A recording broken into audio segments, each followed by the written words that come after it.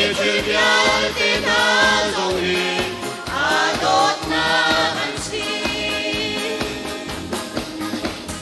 Hallelujah amen, Hallelujah amen.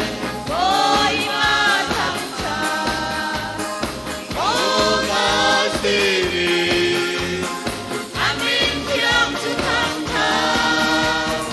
Ôi nhà lê là ca ôi chiang và trà. Nên dây mắt thấy nắng lâu in đô tu.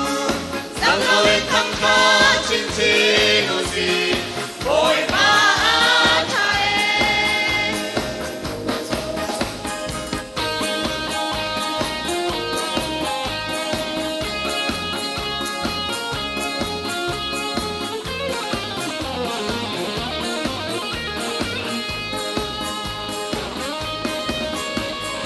Chuyện vang cái rung rê đến lâu vì về. Vì rồi mình áo ca sống thấy càng lâu. Cảm ơn ê xin linh ê chiao vì về. À còn đôi dung dài. À thuộc đi hơi quang ăn khác rồi. À cất đi về đi áo ca nụ đi. Và thiên thuộc đi phá thân xin đi. À sung lối thuộc đi. Hallelujah amen, Hallelujah amen. Ôi ma thăng trà, Ô ta xin amin thiêng chữ thăng trà. Ôi nhà lê là ca bôi chiang và trà. Mình dây mắt thấy nắng lâu in đô tu. Sang cao lên thăng ca chính xin ô xin. Ôi ma thà em.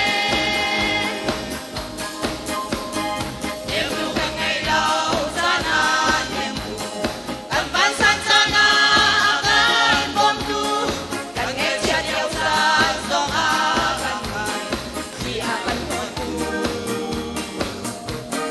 Khi đã rồi dòng kim để im về tu. Ra đi buồn một dòng lung tinh về tu. Anh tôi cao đua thăng ca cao in. Cao thao chim lâu. Hallelujah amen, Hallelujah amen. Ôi ma thăng trà, Ô ta xin amin thiêng chữ thăng trà. Ôi kêu tên là ca bôi chiang và trà. Mình dây mắt thấy nắng lâu in đô tu. sang cao lên thăng ca chính xin ô xin. Ôi ma